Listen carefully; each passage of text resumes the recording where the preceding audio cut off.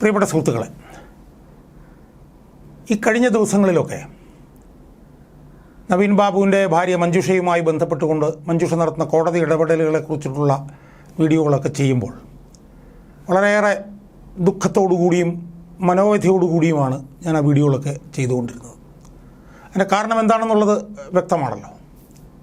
അന്ന് നിരാലംബയായിട്ടുള്ള മഞ്ജുഷ, 2 പെൺകുട്ടികളുടെ അമ്മ, സ്വന്തമായി സ്വസ്ഥമായി ജീവിച്ചിരുന്ന ഒരു കുടുംബജീവിതത്തിൽ നിന്ന് പൊടുന്നനവെ തൻ്റെ സ്നേഹസമ്പന്നനായിട്ടുള്ള ഭർത്താവ് നഷ്ടപ്പെട്ടതിൽ ഉള്ള ദുഃഖത്തിൽ കഴിയുന്ന ആ നിരാലംബയായിട്ടുള്ള നിസ്സഹായാവസ്ഥയിലുള്ള സ്ത്രീ തനിക്ക് നീതി കിട്ടുന്നതിന് വേണ്ടി അവസാന ആലംബമായിട്ടുള്ള, നിയമഭാഷയിൽ പറഞ്ഞാൽ സെൻറ്റിനൽ ഇൻ ദ ക്യൂ വൈവ് എന്ന് പറയുന്ന പോലെ അവർ നീതിന്യായ വ്യവസ്ഥയെ അവർ സമീപിച്ചു.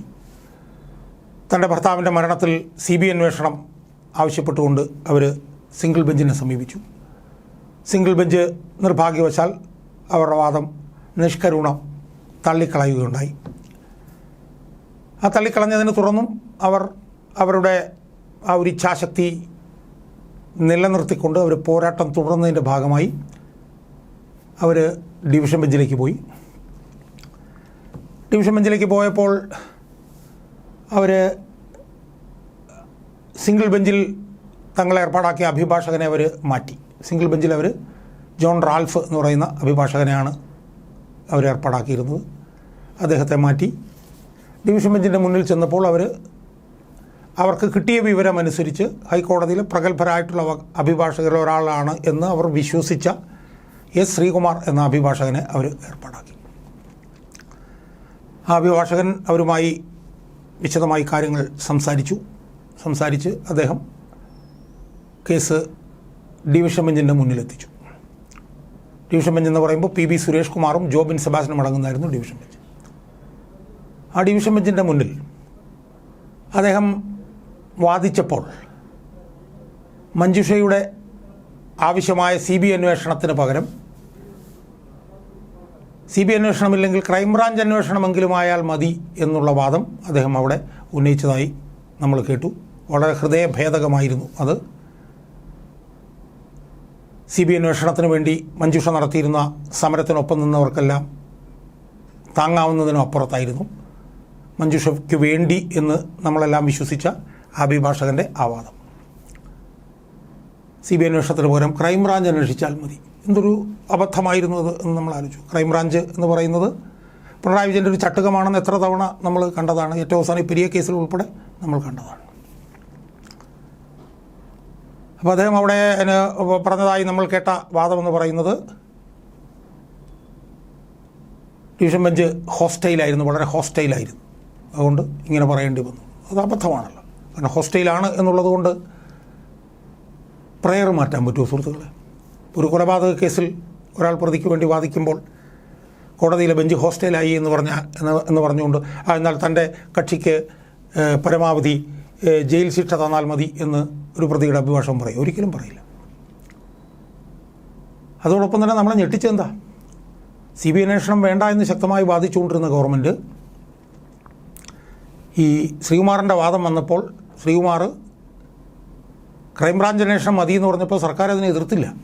അപ്പോഴാണ് നമ്മളൊക്കെ അത്ഭുതപ്പെട്ടു പോയത്. അപ്പോഴാണ് നമുക്കിതിൻ്റെ പുറകിലൊരു ഗൂഢാലോചന നമുക്ക് മനസ്സിലായത്. വാദിയുടെ ആവശ്യം പ്രതി എതിർക്കുന്നില്ല. അപ്പോൾ ഇതൊരു തിരക്കഥയാണെന്ന് നമുക്കന്ന് കൃത്യമായി മനസ്സിലായി. അത് എന്നെ പോലുള്ള പൊതുപ്രവർത്തകരെയൊക്കെ വളരെയേറെ വേദനിപ്പിച്ചു. ഞാനതിനെതിരായി ശക്തമായി ഒരു വീഡിയോ ഒന്ന് ഞാൻ ചെയ്തു. പക്ഷെ പിറ്റേന്ന് കണ്ടത് മഞ്ജുഷ ആ അഭിഭാഷകനെ മാറ്റണം എന്നുള്ള ആവശ്യം എന്നെ പോലുള്ള പൊതുപ്രവർത്തകരും ഉന്നയിച്ചിരുന്നു. അത് ഉന്നയിച്ചുകൊണ്ടാണ് മാറ്റിയതെന്ന് ഞാൻ അവകാശപ്പെടുന്നില്ല. എന്നാലും പിറ്റേന്ന് കണ്ടത് മഞ്ജുഷ ആ അഭിഭാഷകനെ നിർദാക്ഷിണ്യം മാറ്റുന്നതാണ് നമ്മൾ കണ്ടത്. എന്ന് മാത്രമല്ല, മാറ്റിയെന്നും താൻ ആവശ്യപ്പെടുന്നത് CBI അന്വേഷണമാണെന്നും താൻ തൻ്റെ അഭിഭാഷകനോട് ക്രൈംബ്രാഞ്ച് അന്വേഷണം മതി എന്ന് ആവശ്യപ്പെട്ടിട്ടില്ല എന്നും അവർ പരസ്യമായി പറയാനുള്ള ആർജവം അവർ കാണിച്ചു. അപ്പോഴാണ് എന്നെപ്പോലുള്ള പൊതുപ്രവർത്തകർക്കൊക്കെ ഒരു ശ്വാസം തിരിച്ചു കിട്ടിയത്. കാരണം എന്നെപ്പോലുള്ള പൊതുപ്രവർത്തകർ മഞ്ജുഷ CBI അന്വേഷണം വേണം എന്ന് വാദിച്ചത് കൊണ്ടാണ് അതിൻ്റെ പുറകിൽ നിന്ന് ശക്തമായിട്ടുള്ള പോരാട്ടം എന്നെപ്പോലെയൊക്കെയുള്ള പൊതുപ്രവർത്തകർക്ക് നടത്താൻ കഴിയുന്ന വേദിയിൽ ഞങ്ങൾ നിരന്തരമായി ചെയ്തുകൊണ്ടിരുന്നു, അതിശക്തമായി ചെയ്തുകൊണ്ടിരിക്കും. എന്തായാലും ഞങ്ങളൊക്കെ വളരെ ഷോക്ക്ഡായി. പക്ഷേ അതിനെ തുടർന്ന് മഞ്ജുഷ ശക്തമായി തൻ്റെ നിലപാട് അറിയിക്കുകയും ഈ അഭിഭാഷകനെ തൻ്റെ അഭിഭാഷകൻ എന്ന സ്ഥാനത്ത് നിന്ന് മാറ്റുകയും തൻ്റെ ആവശ്യം CBI അന്വേഷണമാണ് എന്ന് പച്ചപ്പരസ്യമായി പറയുകയും ചെയ്തതോടുകൂടി ഞങ്ങൾക്ക് ഈ പറഞ്ഞ പോലെ ശ്വാസം തിരിച്ചു കിട്ടി. പിന്നീടാണ് നമ്മൾ ഇതിൻ്റെ പുറകിലെ ഗൂഢാലോചന മനസ്സിലാക്കുന്നത്. ഈ ശ്രീകുമാർ എന്ന് പറഞ്ഞ അഭിഭാഷകൻ ഇപ്പോൾ മാത്രമല്ല, ഇതിനു മുമ്പ് മധു കൊലക്കേസുമായി ബന്ധപ്പെട്ടും ഇതുപോലുള്ള പണി കാണിച്ചിട്ടുണ്ട്. ആ മധുവിൻ്റെ അമ്മ മല്ലി 2 പ്രത്യേക സ്പെഷ്യൽ പ്രോസിക്യൂട്ടർമാരെ വേണം എന്നാവശ്യപ്പെട്ടുകൊണ്ട് ഈ ശ്രീകുമാർ വഴി ഹൈക്കോടതിയിൽ ചെന്നപ്പോൾ ആ സ്പെഷ്യൽ പ്രോസിക്യൂട്ടറിന് പകരം തനിക്കിഷ്ടമുള്ളൊരു ഒരു പ്രോസിക്യൂട്ടറെ നിയമിക്കാൻ ഇയാൾ ശ്രമം നടത്തുകയും ഗവൺമെൻറ്റുമായി ഒത്തുകളിച്ച് ആ പ്രോസിക്യൂട്ടറെ നിയമിക്കുകയും ചെയ്ത ഒരു അനുഭവം ശ്രീകുമാറിനുണ്ടെന്ന് നമ്മൾ പിന്നീട് മനസ്സിലാക്കി. അതുപോലെ തന്നെ ദിലീപുമായി ബന്ധപ്പെട്ട കേസിൽ വാദിക്കും പ്രതിക്കും വേണ്ടി പലപ്പോഴായിട്ട് ഇയാൾ ഹാജരായിട്ടുണ്ടെന്നുള്ളത് ഉൾപ്പെടെ നമ്മൾ മനസ്സിലാക്കി. അപ്പോൾ ഇയാളൊരു ചതിയനും ഒരു വഞ്ചകനുമാണെന്നുള്ളത് നമ്മൾ ഇതിനകത്തുകൂടി നമ്മൾക്ക് ബോധ്യമായി. ഗവൺമെൻറ്റുമായി ചേർന്ന് പച്ചയായി ഇയാൾ ഒത്തുകളിക്കുകയായിരുന്നുവെന്നും സ്വന്തം കക്ഷിയെ തന്നെ ഇയാൾ വഞ്ചിക്കുകയായിരുന്നുവെന്നും നമ്മൾ മനസ്സിലാക്കി. എന്തായാലും മധുവിൻ്റെ അമ്മ മല്ലി ഇതുമായി ബന്ധപ്പെട്ട് ഇയാൾക്കെതിരെ ബാർ കൗൺസിലിൽ ഇപ്പോൾ പരാതി കൊടുത്തിട്ടുണ്ട്. സുഹൃത്തുക്കൾ, എന്തായാലും അതിനെ തുടർന്നുണ്ടായ സംഭവവികാസങ്ങൾ എന്താ? നവീൻ ബാബുവിൻ്റെ ഭാര്യ മഞ്ജുഷ ശ്രീകുമാറിനെ മാറ്റി അവിടെ അവർ K. രാംകുമാർ എന്ന് പറഞ്ഞ ഹൈക്കോടതിയിലെ പ്രമുഖ അഭിഭാഷകരിൽ ഒരാളായ K. രാംകുമാറിനെ കേസിൻ്റെ വക്കാലത്ത് ഏൽപ്പിച്ചു. കോടതിയാണെങ്കിൽ ഈ ശ്രീകുമാറിൻ്റെ വാദം കേട്ടിട്ട് വിധി പറയാൻ മാറ്റി വച്ചിരിക്കുകയായിരുന്നു. എന്നാൽ K. രാംകുമാറിനെ കേസ് ഏൽപ്പിക്കുകയും അതിനെ തുടർന്ന് കോടതി കഴിഞ്ഞ ദിവസം ഈ കേസ് വീണ്ടും കേൾക്കാൻ അവർ സന്നദ്ധരായി. കാരണം അഭിഭാഷകനെ മാറ്റിയല്ലോ. പ്രയർ CBI അന്വേഷണമാണ് എന്ന്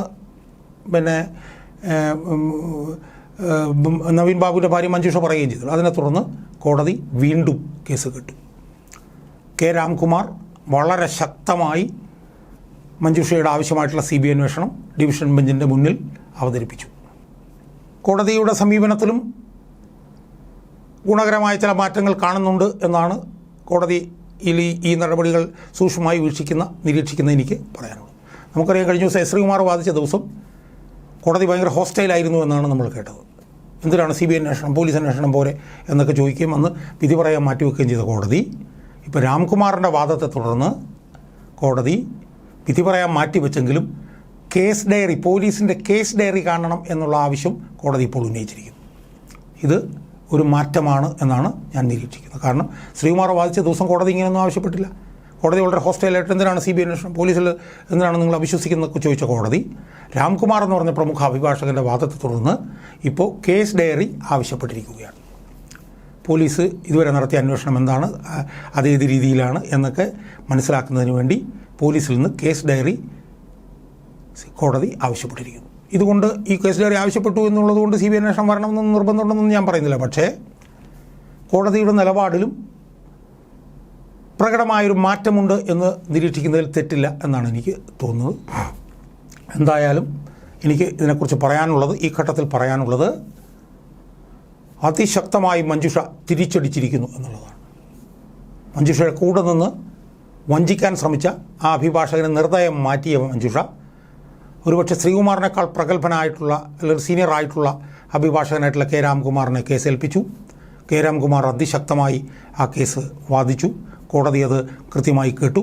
ഇനി നമുക്ക് വിധിക്ക് വേണ്ടി കാത്തിരിക്കാം. എന്തായാലും ഒരു കാര്യം ഉറപ്പാണ്, മഞ്ജുഷ ഒട്ടും തളരാതെ, തൻ്റെ സ്വന്തം അഭിഭാഷകൻ പോലും തന്നെ വഞ്ചിച്ചിട്ടും അതിൽ തളരാതെ മഞ്ജുഷ ശക്തമായി തിരിച്ചടിച്ച് രംഗത്ത് വന്നിരിക്കുന്നു. നീതിക്ക് വേണ്ടിയുള്ള തൻ്റെ ഭർത്താവിൻ്റെ ഘാതകരെ കണ്ടെത്തുന്നതിന് വേണ്ടിയുള്ള പോരാട്ടത്തിൽ ഒരു ഇഞ്ച് പോലും താൻ പിന്നോട്ട് പോവില്ല എന്നുള്ള വ്യക്തമായിട്ടുള്ള സൂചനയാണ് മഞ്ജുഷ ഈ നടപടിയിലൂടെ അവർ നടത്തിയിരിക്കുന്നത്. മഞ്ജുഷയോട് എനിക്ക് സൂചിപ്പിക്കാനുള്ളത്, മഞ്ജുഷയുടെ ഈ ആർജവത്തോടുകൂടിയുള്ള ഈ നീക്കത്തിന് മുന്നിൽ കേരളത്തിലെ പൊതുമണ്ഡലം ശക്തമായി മഞ്ജുഷയ്ക്കൊപ്പം ഉണ്ടാവും എന്ന് പൊതുമണ്ഡലത്തിൻ്റെ ഒരു പ്രതിനിധി എന്നുള്ള നിലയിൽ എനിക്ക് പറയാൻ കഴിയും. ഒരു പൊതുപ്രവർത്തകൻ എന്നുള്ള നിലയിൽ ഞാനും മഞ്ജുഷ നടത്തുന്ന ഈ സമര പോരാട്ടങ്ങൾക്ക് പുറകിൽ ശക്തമായി പാറ പോലെ നിലയുറപ്പിക്കും എന്നുമാണ് എനിക്ക് സൂചിപ്പിക്കാനുള്ളത്. മഞ്ജുഷ ഈ പോരാട്ടം തുടർന്നും ഇതേ ശക്തിയിൽ, ഇതേ വാശിയിൽ, ഇതേ ഇച്ഛാശക്തിയോടുകൂടി കൊണ്ടുപോകും എന്നുള്ളത് എനിക്ക് ഉറപ്പാണ് എന്നാണ് എനിക്കെൻ്റെ പ്രേക്ഷകരോട് ഈ അവസരത്തിൽ സൂചിപ്പിക്കാനുള്ളത്.